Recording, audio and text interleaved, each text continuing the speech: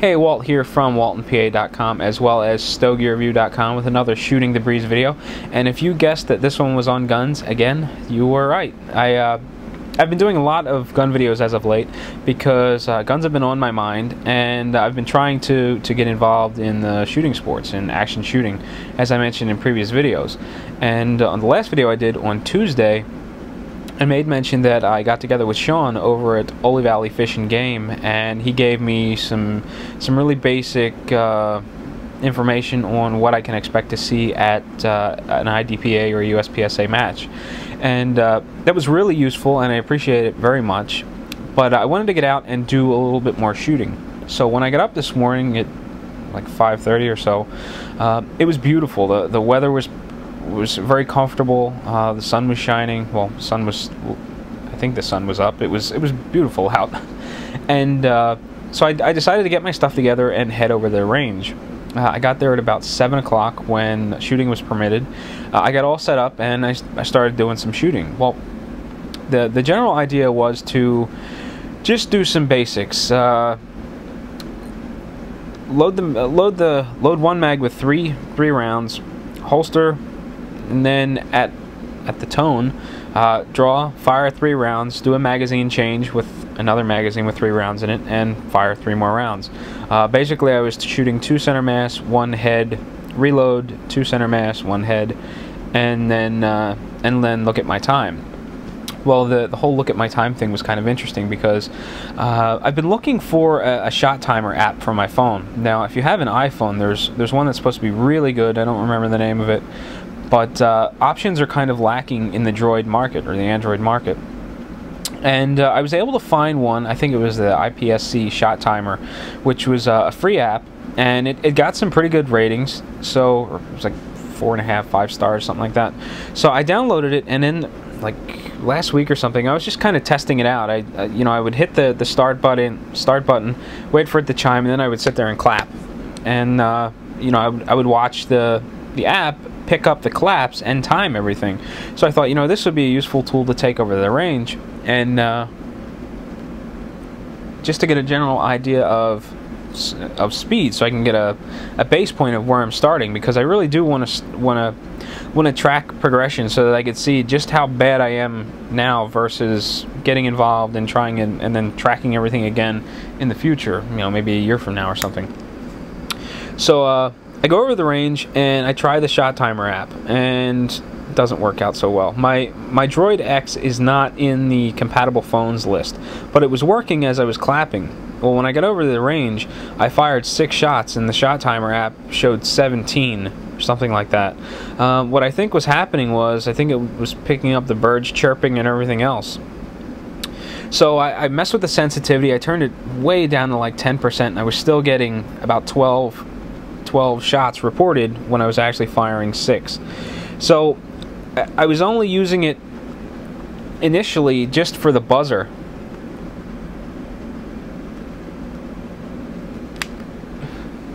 And after that became a hassle, I just stopped using it altogether.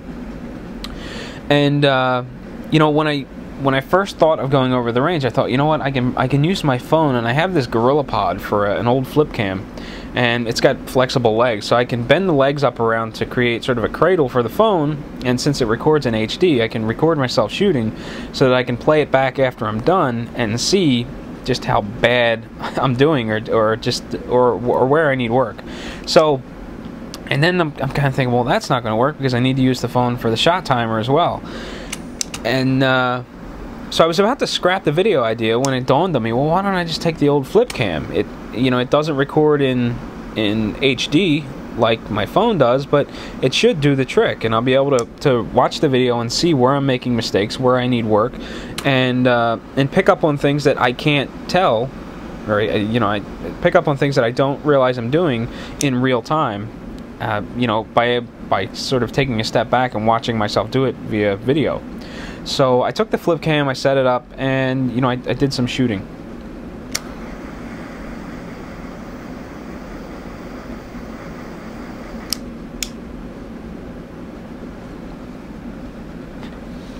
And initially, I was just going to use this video for myself, just so I could see what was going on. I wasn't planning on tacking it onto a video or anything, but after watching it and laughing at myself and shaking my head and realizing that I'm doing so much stuff wrong, that you know, I thought I would share it and maybe do some commentary on it. So if you're ready to see me do some really horrible shooting, sit tight and we'll look at the first string.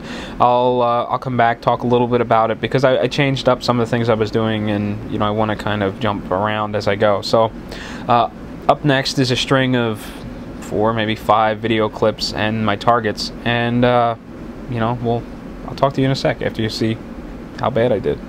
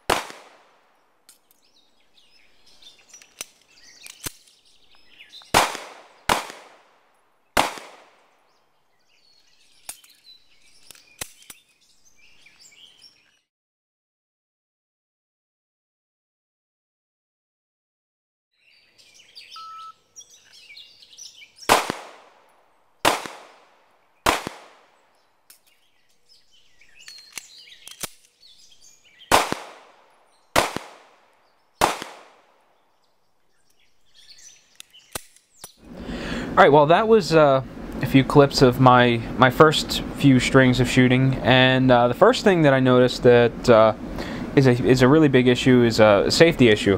It appears as though I have a tendency when I finish firing, I'm bringing the gun back to my chest, and my wrists are coming up, so the muzzle of the gun is pointed up over the berm, and that's a really big problem. And it's something that I noticed I was doing before, but I really need to drill down and force myself to bring the gun straight back so that the muzzle of the gun is below the berm and pointed in a safe direction.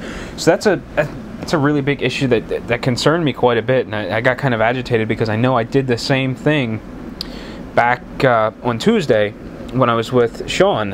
You know, one of the problems I was having was I was bringing the gun back and it was the muzzles pointed up over the berm.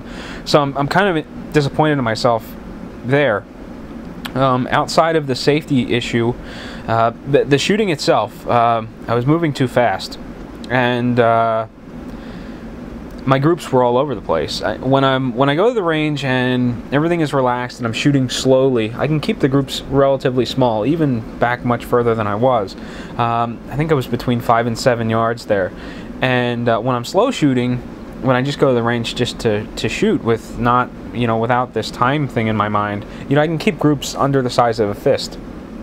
And that's great. It's a lot of fun. You sit back and you smile, look at the group I have.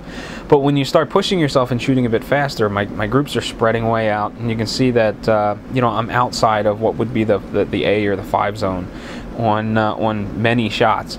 So I need to slow down, calm down, and pay more attention to the front sight and not try to get that follow-up shot too quickly, because that seemed to be where my problem was. The first shot was okay, but the follow-up shots after I get a little bit of muzzle rise and I reset, I'm pulling the trigger too fast, and it seems as though it's causing my shots to go all over the place.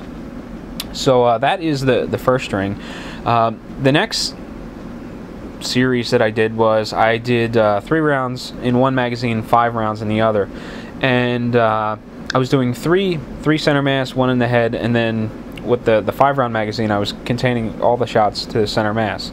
And I tried to slow down a little bit more here and shoot at a more relaxed pace, and it felt really slow. It looks really slow in the video, but my groups tightened up quite a bit as I slowed down. So as they say, slow is smooth, smooth is fast. So with repetition, I'm sure that I'll get more proficient and the groups will tighten up. So here's the next string.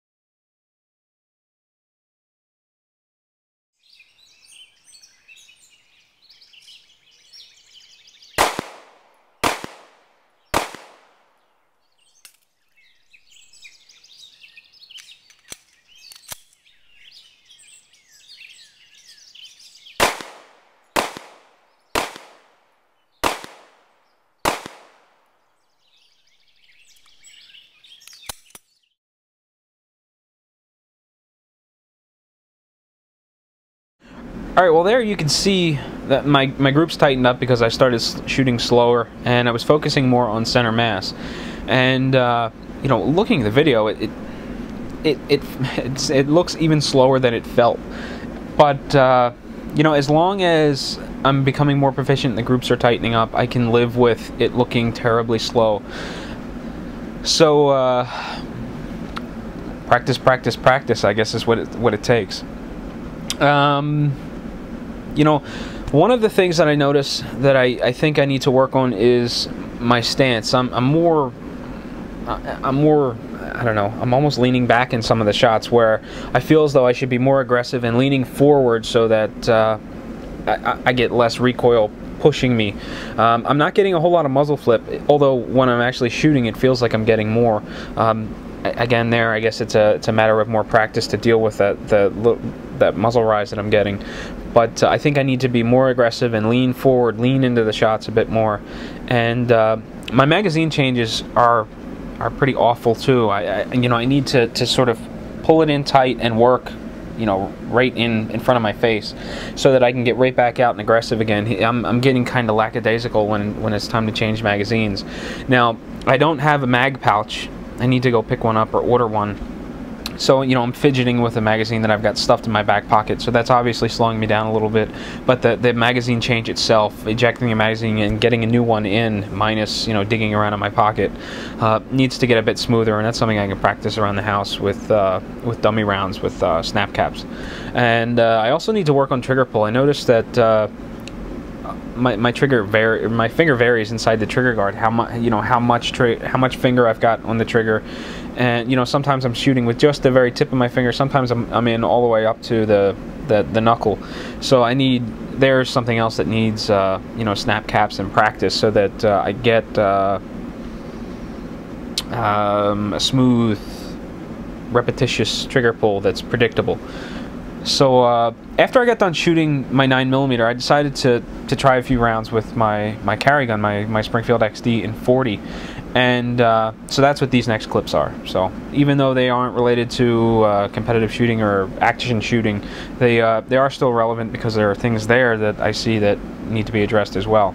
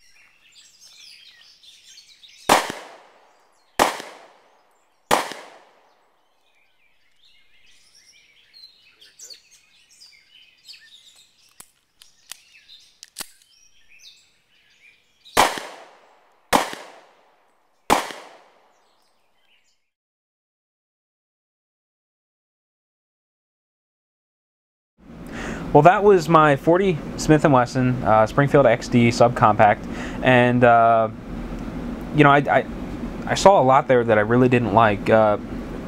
First was that I was really fidgeting with the grip. I don't know whether it was the additional recoil or that I just didn't have my hands tight enough, but it seemed like after every shot I was readjusting and then taking another shot, readjusting, taking another shot, and I could see my thumb moving. And I realized it when I was at the range that I was tightening back up. So I think I need a tighter grip on the 40 and more practice with it, because clearly I didn't feel as though I did as well with my carry gun that I do with the range gun. And I guess it's kind of understandable considering I shot like 60 some rounds 9mm before picking up the 40. And in retrospect, I really should have went backwards and did it the other way, because the next series is my wife's 22, and after shooting that with virtually no recoil, I saw all kinds of things. So with the way I was gripping the gun, I was anticipating shots a little bit, and it really became clear when I started shooting the 22. So here is a little bit of the 22.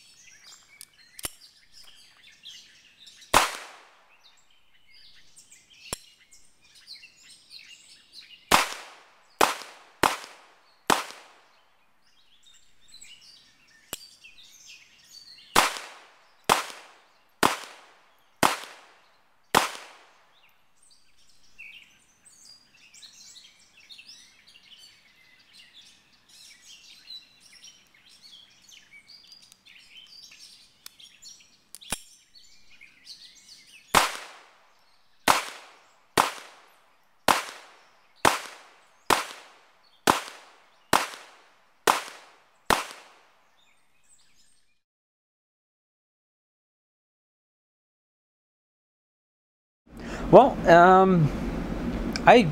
you know, of all the times I've shot that 22 and all the rounds I've put through it, I've never had that much trouble with it, which was kind of amazing. What was happening was the gun wasn't ejecting the spent casing clear of the slide, and what was happening was when the slide came back and came shut again, it was shutting on the empty brass as it was like sideways in there. So, you know, just pull the slide back a little bit, it would fall out and we were ready to go again. I don't know whether the gun needs a good deep cleaning because it hasn't had one in a while, or if it's just bad ammo. It's bulk Federal 550 packs, and it's kind of old. I'm getting down to the end of this last pack, and it's been sitting around a bit, so I don't know whether that has anything to do with it, or if the gun just needs a good cleaning. But all in all, I think it was a good hour and a half at the range. I had a lot of fun when I came home and saw the video and reviewed it. I didn't feel so good anymore, but I had a chance to see a lot of the things that I was doing wrong and need to address in future range trips. I really don't know whether or not I'll be taking the camera to the range very often. So that's it. So until next time, happy smoking, happy shooting, and all that good stuff, even though I didn't do very much cigar stuff in this video. Appreciate some constructive criticism, what I need to work on, and you know, I'll give it a shot and see what happens. Take it easy.